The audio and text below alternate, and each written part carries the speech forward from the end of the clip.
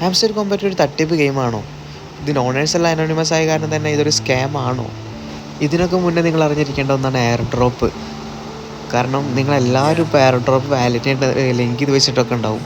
ഈ air drop എല്ലാവർക്കും ഒന്നും കിട്ടില്ല. കാരണം ഒരു ക്രിപ്റ്റോ കറൻസി എയർ ഡ്രോപ്പ് കൊടുക്കുന്നത് ആ ക്രിപ്റ്റോ കറൻസിനെ നമ്മൾ എത്രത്തോളം പ്രൊമോട്ട് ചെയ്യുന്നു, എത്രത്തോളം പേർക്ക് റെഫർ ചെയ്യുന്നു, അങ്ങനെ പുറത്ത് എത്രത്തോളം അറിയിക്കുന്നു, അത് വെച്ചിട്ടാണ് നമുക്കൊരു ക്രിപ്റ്റോ കറൻസി എന്ത് തരിക, എയർ ഡ്രോപ്പ് തരിക.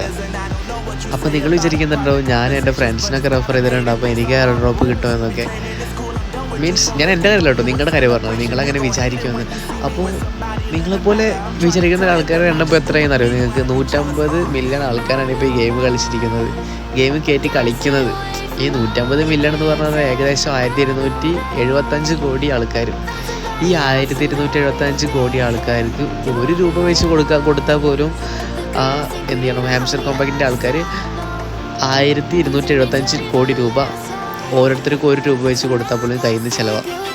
അതുകൊണ്ട് ഈ കോടീശ്വരനാവാൻ സ്വപ്നം കാണുന്ന ആൾക്കാർ എന്ത് ചെയ്യുക, സ്വപ്നങ്ങളൊക്കെ ഒന്ന് മാറ്റിയെടുത്ത് വയ്ക്കുക.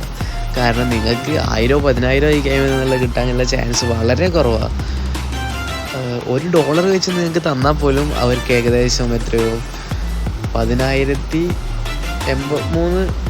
ലക്ഷം കോടിയോ അങ്ങനെ എന്തോ സംതിങ് ആണ് അവർ $1 വെച്ച് ഇത്ര ഈ കണ്ട ആൾക്കാർക്കെല്ലാം കൊടുത്തവർ കയ്യിൽ നിന്ന് ചിലവാകും. അതൊന്നും ഒരിക്കലും പോസിബിൾ അല്ല. അപ്പോൾ നിങ്ങൾക്ക് കിട്ടാൻ പോകുന്നത് വളരെ ഒരു തുച്ഛമായ എമൗണ്ട് ആവും. അതുകൊണ്ട് ഈ സ്വപ്നങ്ങളൊക്കെ എടുത്ത് മടക്കി മെല്ലെ വയ്ക്കുക, ഗെയിം കളിച്ചോ. അഥവാ ബിരിയാണി കിട്ടിയാലോ എന്ന് വെച്ച് കളിക്കുന്നവരായിരിക്കും നമ്മളിൽ മിക്ക ആൾക്കാരും. ഞാനിപ്പോൾ കളിക്കുന്നുണ്ട്, നിങ്ങൾ കാണുന്നത് എൻ്റെ അക്കൗണ്ടാണ്. ഈ ഗെയിമിന് ഇത്രത്തോളം ഡൗൺലോഡ്സ് വരുമെന്ന് പറഞ്ഞിരുന്നെങ്കിൽ ഞാൻ ഈ ഗെയിം പണ്ടേ സ്റ്റോപ്പ് ചെയ്തായിരുന്നു. കാരണം ഒരു ക്രിപ്റ്റോ കറൻസിൻ്റെ ഗെയിമോ അങ്ങനെ സംതിങ് എൽസ് അങ്ങനെ എന്തെങ്കിലും ഗെയിമിന് എത്രത്തോളം ഡൗൺലോഡ്സ് കൂടുന്നോ അതിനനുസരിച്ച് അതിൻ്റെ വാല്യൂ കുറേ. എത്രത്തോളം കസ്റ്റമേഴ്സിൻ്റെ അടുത്ത് ആ കോയിൻസ് ഉണ്ടോ അത്രത്തോളം ആ കോയിൻസിൻ്റെ വാല്യൂ കുറയുക ചെയ്യുക. നേരെ മറിച്ച് അത് റയർ സാധനമാണെങ്കിൽ അതിൻ്റെ വാല്യൂ കൂടുക ചെയ്യാം.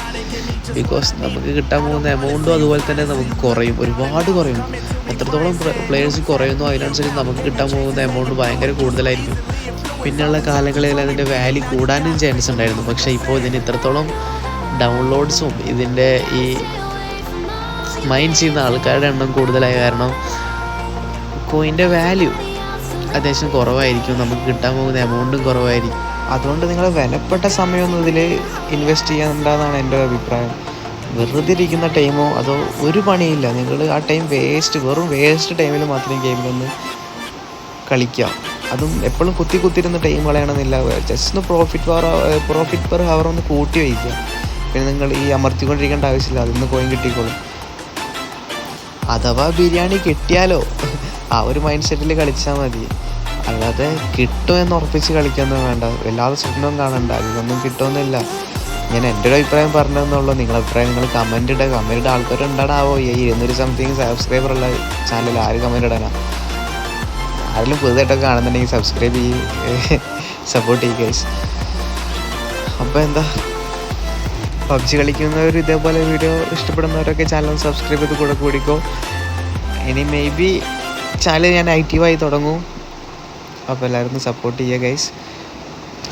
അപ്പോൾ ഗൈസ് ഈ വീഡിയോ ഇത്രേ ഉള്ളൂ. അപ്പോൾ അടുത്തൊരു വീഡിയോ നമ്മൾ ഇതിനെക്കുറിച്ചിട്ടായിരിക്കുമോ സംസാരിക്കാമെന്ന് പറയാൻ പറ്റില്ല. വേറെ എന്തെങ്കിലും വീഡിയോ ഇതേപോലത്തെ എന്തെങ്കിലും വീഡിയോ വെച്ച് കാണാം, അല്ലെങ്കിൽ പബ്ജിയുടെ എന്തെങ്കിലും വീഡിയോ വെച്ച് കാണാം. അപ്പോൾ എന്തായാലും സബ്സ്ക്രൈബ് ചെയ്ത് കൂടെ കൂടിക്കോ. Bye guys, signing of.